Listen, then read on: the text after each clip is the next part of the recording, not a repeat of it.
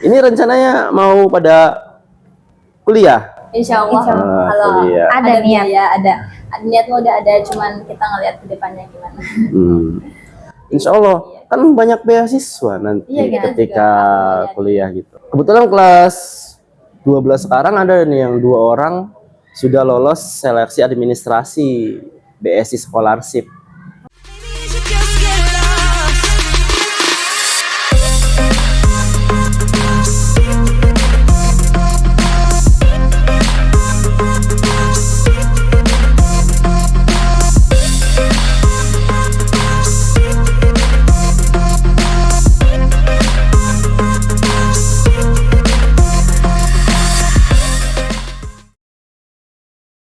Hello everyone, welcome to Lensa Smanlos.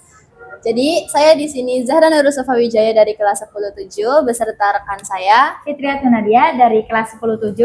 Di sini kita sedang bersama Pak Chandra sebagai Koordinator BK SMA Negeri 1 Losarang. Ya, halo. Oke Bapak, kita mau nanya nih. Ya, jadi tuh boleh. Kayak BK ini punya program apa sih Pak akhir-akhir ini? Ya, Apa gitu? kalau BK itu khususnya bagi saya yang kelas 12 itu kita sedang ada banyak program nih. Pertama, untuk kelas 12 itu nanti kita terbagi menjadi 4 bagian. Yang pertama adalah yang ingin melanjutkan ke perguruan tinggi negeri ataupun swasta. Terus yang keduanya adalah yang pengen melanjutkan di sekolah kedinasan. Terus yang ketiganya adalah yang ingin berwirausaha. Dan yang keempatnya adalah yang ingin kerja. Dan semuanya mempunyai program yang berbeda-beda gitu. Ada yang ingin melanjutkan ke perguruan tinggi. Kita kan sebagai kelas 10 kan emang udah ada niatan ya buat melanjutkan ke perguruan tinggi juga. Cuman kita kan kadang masih bingung Mau mulai dari mana nih gitu, Pak. Boleh dijelaskan, Bapak? Boleh. Kalau untuk kelas 10 dan kelas 11 itu lebih kepada pengenalan dulu saja gitu. Pengenalan mengenai jurusan-jurusan yang ada di universitas. Terus ada universitas-universitas mana kira-kiranya yang sekiranya mempunyai peluang lebih untuk bisa dimasukin. Terus yang ketiganya adalah kita mencari tahu nih, mencoba minat bakat kita tuh di mana gitu. Jadi kalau untuk kelas 10 dan kelas 11 itu lebih kepada pencarian minat dan bakatnya itu yang kira-kira sesuai dengan jurusannya ketika nanti dia akan kuliah gitu. Tetapi kalau sudah kelas 12 itu lebih kepada mempositifkan atau menguatkan kira-kira jurusannya itu sudah tepat atau belum gitu. Lebih kepada apa ya? Tadi menguatkan saja gitu. Menguatkan apakah benar-benar tepat, apakah salah jurusan atau tidaknya itu di kelas 12 gitu. Gitu. Baik Bapak, kan dari program itu kita bisa melihat bahwa ada yang ingin melanjutkan ke pendidikan lanjut atau tidak. Nah, kalau misalkan ada, apakah dibantu atau hanya dikasih saran atau arahan saja? Ya, kalau untuk kelas 12 itu insya Allah dari BK kami siap membantu. Kan jalur masuk ke perguruan tinggi kan ada 3 jalur. Yang pertama adalah SNBP, yang keduanya adalah SNBT, dan yang ketiganya adalah seleksi mandiri. Insya Allah untuk dari BK semuanya akan kami bantu gitu. Tinggal siswanya saja nih mau atau tidak. Kalau misalkan menggunakan jalur SNBP itu yang perlu disiapkan itu apa? Kalau untuk jalur SNBP itu yang bersiapkan tentunya pertama adalah nilai rapot dari semester 1 sampai semester 5. Berarti dari kelas 10. Iya. Betul, dari kelas 10 semester 1 sampai kelas 12 semester 1. Intinya adalah 5 semester. Terus yang keduanya adalah sertifikat. Kalau punya sertifikatnya adalah boleh dari akademik ataupun non akademik. Yang non akademik itu misalkan kejuaraan olahraga ataupun kesenian, baik di lingkungan sekolah ataupun di Luar. luar. Tapi minimalnya adalah tingkat kabupaten, provinsi ataupun nasional gitu. Itu untuk SNBP. Tetapi khusus di tahun ini dan mungkin akan sampai selanjutnya itu ada yang namanya TKA. Tahu belum TKA? Iya, ada Pernah dengar ya? Pernah Dengar. Nah, kalau TKA itu adalah tes kemampuan akademik. Isinya itu adalah 5 mata pelajaran, yang 3 mapel wajib, matematika, bahasa Indonesia, dan bahasa Inggris. Yang 2-nya adalah mapel pilihan sesuai dengan minatnya ketika nanti pengen kuliah gitu. Mapel wajib bahasa Inggris masuk gitu. Masuk. Aku kira Bahasa sehari-hari kan? iya sih. Iya. Tapi saya kira tuh bahasa Inggris tuh kayak masuknya ke mapel pilihan. Nah, jadi untuk yang bahasa Inggris itu ada 2. Yang ada bahasa Inggris wajib sama bahasa Inggris lanjutan. Yang dimaksud sama Zahra itu adalah mungkin bahasa Inggris lanjutan. Kalau bahasa Inggris lanjutan itu masuknya ke mapel pilihan gitu. Berarti sama kayak matematika ya Pak, ada yang wajib, ada yang Betul, wajib. matematika juga ada yang wajib dan ada yang lanjutan. Jadi tergantung kitanya pengennya mana. Contohnya gini, kalau pengen kuliah di bidang kesehatan, berarti mapel pilihannya ada salah satunya minimalnya ngambil di biologi. Jadi kalau pengen jadi dokter atau pengen jadi perawat atau dia pokoknya di bidang kesehatan itu salah satunya ngambil biologi. Nah, Gitu. Bapak kan yang siswa yang memilih untuk melanjutkan pendidikan yang jenjang lebih tinggi itu udah pasti dibantu. Nah, kalau siswa yang memilih untuk berwirausaha apakah tetap dibantu atau Iya. hanya arahan saja? Ya, tentunya di SMA 1 Sarangan setiap hari Jumat ada kegiatan kokurikuler. Iya. Nah, di kami untuk di hari Jumat untuk yang kelas pengen melanjutkan ke perguruan tinggi, kita membuka yang namanya pengayaan atau bimbingan belajar untuk persiapan TKA dan UTBK. Itu kita adakan situ. Terus bagi yang sekolah kedinasan, kita juga sama memberikan pelatihan. Pelatihannya berupa latihan fisik, minimal teori-teorinya, teori lari itu bagaimana, teori ya di dalam tes kesemaptaan itu namanya. Berarti kalau sekolah kedinasan itu yang ingin melanjutkan menjadi TNI salah satunya mungkin? Salah satunya iya. Kalau kedinasan itu lebih kepada misalkan ada Akmil, ada Akpol. Just, kalau yang lainnya misalkan di STAN, Sekolah Tinggi Akuntansi Negara, di STEM, STIS, IPDN, dan lain-lain, itu nanti kita akan bantu. Bantunya adalah kalau dari sekarang untuk kelas 12 kita ajarkan dulu nih teori-teori mengenai latihan fisik, misalkan yang dibutuhkan untuk ke sana itu misalkan di tes fisiknya ada apa lari ya kita bantu. Sandi yang dibantu oleh guru olahraga yang ditunjuk oleh BK dan kurikulum gitu. Kalau selain itu misalkan ada SKD dan lain-lain itu juga kita berikan pelatihan juga gitu. Nanti kebetulan yang melatih bimbingan untuk sekolah kedinasan itu sudah ada guru BK juga. Nah, nanti bisa seperti itu. Kalau yang untuk yang berwirausaha sama yang bekerja juga kita sama memberikan pelatihan, tetapi pelatihannya lebih kepada cara membuat CV, kurikulum vitae, latihan wawancara kerja, terus latihan membuat proposal kegiatan kayak gitu. Jadi sudah ada porsinya masing-masing gitu. Ini rencananya mau pada kuliah? Insya Allah, Insya Allah. kalau Kuliah. Ada niat. biaya, ada niat mah udah ada, cuman kita ngelihat ke depannya gimana. Insya Allah kan banyak beasiswa nanti Iya, kita ketika juga kuliah gitu. Kebetulan kelas 12 sekarang ada nih yang 2 orang sudah lolos seleksi administrasi BSI Scholarship. Jadi ya di BSI, di Bank BSI itu ada beasiswanya. Oh, Nah, kita alhamdulillah sudah 2 orang ini yang lolos seleksi administrasinya.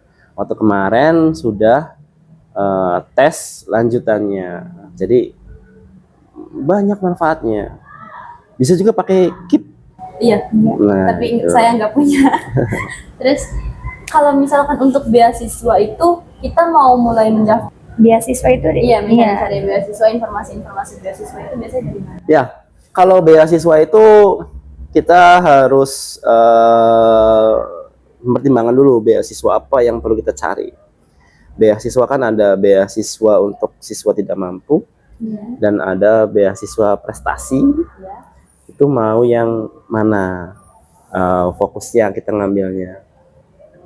Terus kalau untuk yang dari SMA memang jarang untuk beasiswanya. Kebanyakan itu beasiswa adalah ketika sudah memasuki di perguruan tinggi. Adanya banyakannya di sana. Tetapi di SMA juga ada yang tadi kayak BSI Scholarship itu kita ada di SMA. Jadi nanti per bulannya mereka akan mendapatkan uang saku. Nah, terus nanti ketika kuliah juga dapat beasiswa seperti itu. Terus yang penting itu adalah relasinya gitu. Nanti mempunyai koneksi yang baik antar sesama penerima beasiswa gitu. Tertarik? tertarik. Tertarik. Kalau beasiswanya itu Bapak, kalau di universitas luar negeri apa bisa atau tidak? Nah iya. Ya, Ya, soalnya banyak sebenarnya untuk beasiswa di luar negeri itu. Ada program dari Kementerian Agama juga bisa yang kuliah di Mesir. Terus ada juga yang program G2G, government to government, itu antar pemerintah Indonesia dengan pemerintah Jepang misalkan, itu ada. Pemerintah Indonesia dengan pemerintah Australia itu juga ada gitu. Asal kitanya giat aja mencari beasiswanya itu yang mau bagaimana gitu. Jadi kalau kitanya giat, insya Allah dapat yang sesuai dengan kita. Kalau misalkan beasiswa ke luar negeri kan itu kan ada pelatihan bahasa Inggris. Ya, Nah itu tuh kalau banyak kan di internet kayak membuka beasiswa untuk ke luar negeri, terus informasinya juga udah ada. Itu tuh kita mulainya kita bilang ke guru dan orang tua, atau kita cari-cari informasi dulu baru bilang. kalau bukan pelatihannya tetapi untuk syarat ketika kita mau mengambil beasiswa di luar negeri, biasanya ada syarat TOEFL. Iya. Syarat TOEFL-nya.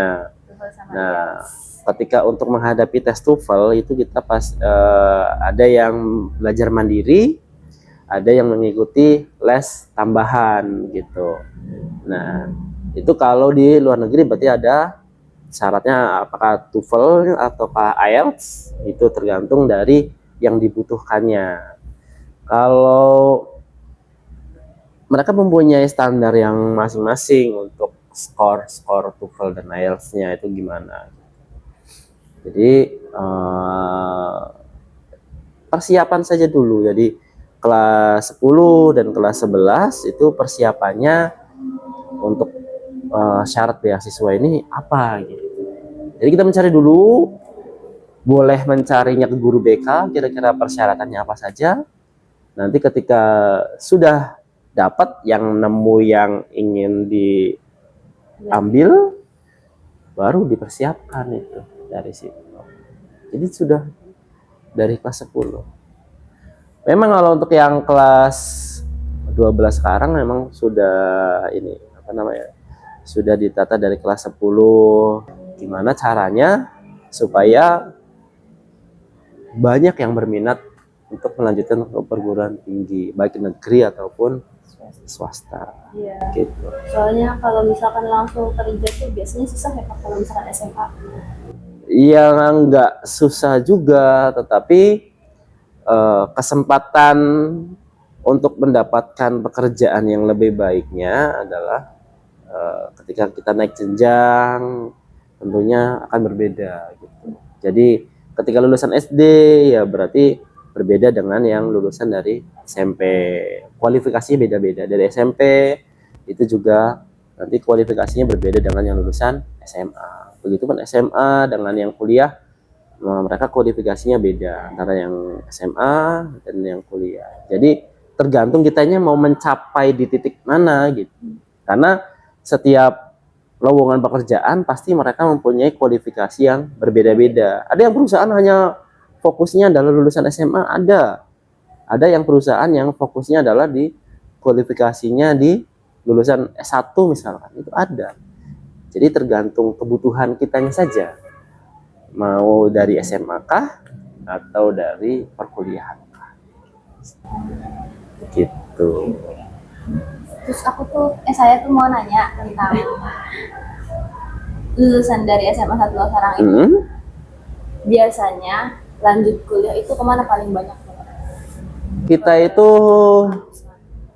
hampir semua kampus kita masuk sih ya. Tapi yang kemarin itu paling banyak itu ke IPB, Institut Pertanian Bogor. Kemarin hampir setiap tahun kita selalu ada yang ke IPB dengan jumlah yang lumayan gitu. Ya. Jadi banyak yang minat ke pertanian ya Pak? Enggak juga, karena mereka jadi IPB itu bukan hanya pertanian aja, bisa di dalamnya jurusan-jurusan yang lain gitu. Nah kebetulan yang kemarin ada 4 orang kita yang keterima di IPB. Semoga tahun ini. Ya mungkin teman-teman yang lain bisa, kan IPB salah satu yang favorit di Indonesia gitu. Jadi mungkin saya itu menjadi acuan dari teman-teman untuk ke sana. Tahun sekarang alhamdulillah dari SMA 1 Losarang juga yang berencana untuk melanjutkan ke perguruan tinggi negeri itu ataupun swasta itu kurang lebih sekitar 80 orang. Lumayan ya. Ya lumayan, karena setiap tahun selalu naik. Alhamdulillah selalu naik yang berminat ke perguruan tinggi gitu. Ya, tapi tadi kan tergantung dari kondisi masing-masing dari setiap siswa. Menurut Pak Chandra nih ya, kalau kita ada niatan melanjutkan ke perguruan tinggi, apakah harus memilih jurusan dulu atau universitasnya dulu? Kan banyak tuh Pak, kayak anak-anak yang mau ke universitas ini, nggak apa-apa tapi deh jurusannya gitu. nggak ada, Ya, gitu. nggak jurusan itu, Kayak, tapi asal masuk iya, kampus favorit jadi kayak gitu. kita Oke. maksain gitu ke kampus ini, gitu. gitu. Padahal Iya. jurusan yang kita pengen nggak ada di Iya. situ. Oke. Minat dan bakatnya Ya. tidak di situ. Jadi kalau di kami, khususnya di BK SMA Negeri 1 Losarang, kita itu lebih condongnya kepada 2 pilihan. Maksudnya gimana? Maksudnya adalah siswa-siswa itu diminta apakah memilih jurusannya atau memilih kampusnya. Hanya salah satunya saja. Soal gini, ada anak, ada siswa itu misalkan mau mengambil adalah pengennya ke UGM. Berarti si siswa tersebut juga harus mencari peluang kan di dalamnya. Dia kan memilihnya adalah kampusnya, universitasnya. Berarti apapun jurusannya di kampus tersebut, baik itu yang jurusan yang banyak peminatnya ataupun yang tidak, ya kita cari peluang yang kira-kira sekiranya masuk. Yang penting adalah keterima di UGM gitu. Jadi apapun jurusannya, yang penting kampusnya UGM. Terus juga ada juga yang misalkan memilih jurusannya. Misalkan jurusannya adalah farmasi.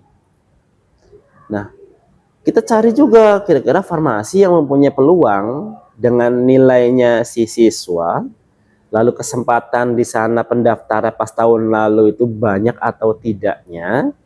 Nah, nanti kita coba cari tahu di situ. Kalau ternyata mempunyai kesempatan atau peluang yang lebih, ya kita ambil peluang yang itu gitu.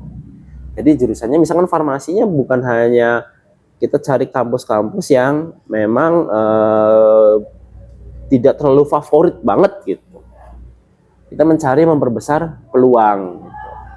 Nah, nanti baru deh, jangan sampai memilihnya farmasi di universitas favorit, terus yang keduanya milih farmasi juga di universitas favorit, tapi tidak lihat dari nilai yang ada gitu. Nilai-nilai kita gitu ya, Pak, iya. Nggak sesuai sama kemampuan. Betul. Nanti malah peluangnya lebih kecil gitu. Makanya kita pengennya pilih kemana dulu nih? Apakah pilih universitasnya kah? Atau memilih jurusannya? Supaya memperbesar peluang.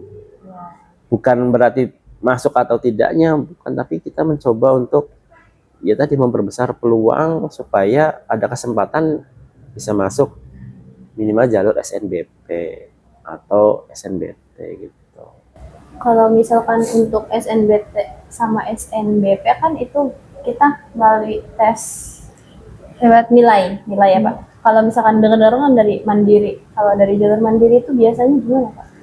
Kalau SNBP itu selain dari nilai rapot, terus TKA sama apa tadi sertifikat prestasi. Kalau SNBT itu lebih kepada tes UTBK namanya, tes UTBK. Jadi ada ujiannya sendiri namanya UTBK. Kalau yang seleksi mandiri itu beda lagi.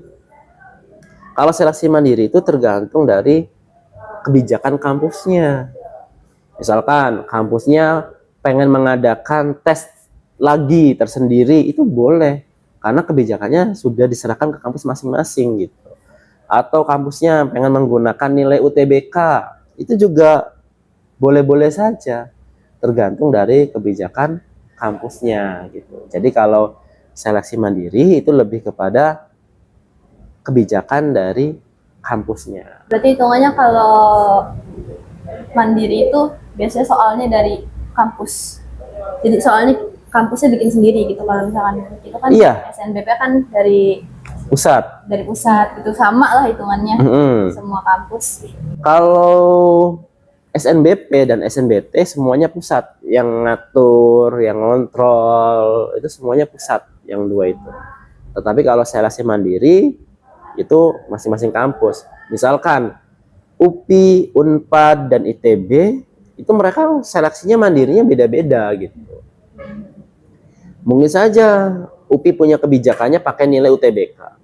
Mungkin saja ITB menggunakan nilai ujian sendiri gitu. Atau mungkin saja Unpad memakai jalur nilai raport. Jadi tergantung dari setiap universitas. Mereka pengennya tuh pakai apa gitu untuk seleksi mandiri itu gitu. Dan bisa juga kamu ikut tiga-tiganya, di UPI ikut, di ITB ikut, di Unpad ya pilih salah satu. Kalau seleksi mandiri itu. Oh, kalau seleksi mandiri betul, kalau seleksi mandiri pilih salah satu. Menurut Bapak lebih suka ngebimbing yang SNBP, SNBT atau seleksi mandiri? Ya kan tiga-tiganya masuk ke ranah saya, jadi tiga-tiganya dibimbing sama saya. Gitu. Iya sih. Kalau suka ya tiga-tiganya emang ranah kan, karena semuanya itu sudah difasilitasi oleh sekolah. Jadi mau itu SNBP, itu SNBT, dan seleksi mandiri untuk pendaftarannya kita fasilitasi gitu. Jadi siswa tinggal belajar dan mencari tahu mengenai minat dan bakatnya itu di jurusannya tuh mau jurusan apa. Kalau misalkan ada anak yang nggak mau melanjutkan, tapi dia punya potensi untuk melanjutkan, cuman kayak kehalang gitu, itu kan ada jalur beasiswa. Nah, tapi anaknya ragu. Bapak tuh berusaha meyakinkan dianya itu bagaimana, kayak ayo gak apa-apa, saya dampingi. Ya. Kalau di kami untuk yang ragu-ragu itu kita masukinnya ke kuliah. Jadi kalau ragu antara pengen kerja dan kuliah, kita masukinnya ke kuliah. Kenapa? Digolongkannya ke kuliah gitu. Kenapa? Karena kalau di kelas kuliah ya, yang pengen melanjutkan perguruan tinggi, itu nanti kita ada sosialisasi dengan orang tua. Jadi nanti orang tua dipanggilin. Kayak kemarin-kemarin kami dari BK itu sudah memanggil orang tua siswa yang ada rencana untuk melanjutkan. Masih ada rencana. Iya. Tapi terhalang oleh sesuatu. Ya, kalau ada rencana kan entah terhalangnya apakah karena biaya atau karena hal yang lainnya, nggak tahu. Tetapi kita memanggil kemarin. Nah, kalau kita menjelaskan mengenai beasiswa, mengenai sistem UKT itu seperti apa, jadi kita jelaskan ke orang tua, biar orang tua juga tahu bahwa ketika anaknya mau kuliah, ya berarti harus bagaimana gitu. Jadi memang sudah ke sana, nanti anak-anak yang tidak mampu secara ekonomi, itu nanti akan dijelaskan mengenai beasiswa dan untuk cara mendapatkan beasiswa itu bagaimana gitu. Tapi kalau misalnya di pertengahan jalan akhirnya si anak ini tidak jadi kuliah juga ya tidak apa-apa. Yang penting kan orang tuanya dan siswanya mengetahui. Jangan sampai tidak mengetahui tapi sudah menyerah duluan gitu. Jadi yang penting adalah mengetahui dulu, entah kalaupun misalkan tidak jadi melanjutkan juga tidak apa-apa. Yang penting kita sudah mencoba ya Pak. Betul. Sudah ada usaha untuk. Betul. Misalkan nih Pak, ada siswa yang gap year selama 1 tahun karena bingung mau masuk jurusan apa gitu, minat dan bakatnya di mana. Nah, ketika tahun depan mengikuti perguruan tinggi, apakah dibantu atau? Boleh dibantu. Kita juga ada beberapa siswa yang seperti itu, yang gap year, tahun depannya kita masih bantu. Selama itu masih jadi bagian dari SMA Situlah Sarang, kita bantu. Jangankan bukan hanya dari SMA Situlah Sarang saja kok, kita juga BK-nya kadang-kadang dari sekolah lain pada kesini, ada yang bertanya-tanya kesini, ada dari sekolah lain. Terus anak-anaknya guru-guru gitu, misalkan yang sekolahnya karena terdekatnya dia itu di daerah sana, konsultasinya juga ke kita juga banyak. Jadi nggak apa-apa, kita membuka seluas-luasnya. Tentunya kan banyak amal, banyak rezeki. Iya, benar. Yang penting di jam kerja. Kalau di jam kerja, insya Allah kami akan membantu. Perbedaan dari yang sudah keterima melalui jalur SNBT, SNBP sama Mandiri, itu pas sudah diterima dan udah jadi maba itu biasanya ada perbedaan nggak sih Pak, kayak tentang pembayaran UKT? Oh iya, kalau untuk pembayaran UKT tentunya berbeda. Kalau SNBP dan SNBT itu biasanya hampir-hampir sama, hampir-hampir mirip sama. Tetapi yang berbeda itu adalah di seleksi mandiri. Karena kalau seleksi mandiri kan tadi kebijakannya berdasarkan dari kampus masing-masing. Jadi tentunya mereka juga mempunyai standar sendiri. Standarnya itu apa gitu ya. Pastinya mereka mempunyai kebijakan masing-masing ya. Apakah mereka memberikan grade UKT-nya lebih tinggi kah atau bagaimana, itu tergantung kebijakan. Tetapi kalau untuk SNBP dan SNBT itu sama, kurang lebihnya sama. Kurang lebihnya sama. Nggak beda jauh apa ya? Nggak beda jauh. Nggak beda jauh. Jadi grade antar jenjang UKT-nya pun sama untuk yang SNBP dan SNBT, kecuali mandiri. Seperti itu. Oke, terima kasih Bapak sudah menjawab pertanyaan-pertanyaan yang tadi diajukan. Iya, sama-sama. Gitu. Di sini aja Pak. Nanti kalau bisa ada yang mungkin ada yang mau kita tanya-tanyain, kita bisa hubungin Bapak ya Pak ya. Boleh, Oke. insya Allah. Jadi guys, kalau misalkan kalian anak SMA 1 Losarang ataupun di luar sekolah yang mau tanya-tanya, boleh. Apalagi tanya-tanyanya tentang perkuliahan. Jadi kalau ada yang masih belum paham, ada yang masih mau ditanyain, boleh kalian tanya-tanya ke Kak Chandra yang biasanya ada di ruang BK. Ya. Oke, Cukup sampai di sini guys. sampai jumpa lagi. Sampai jumpa.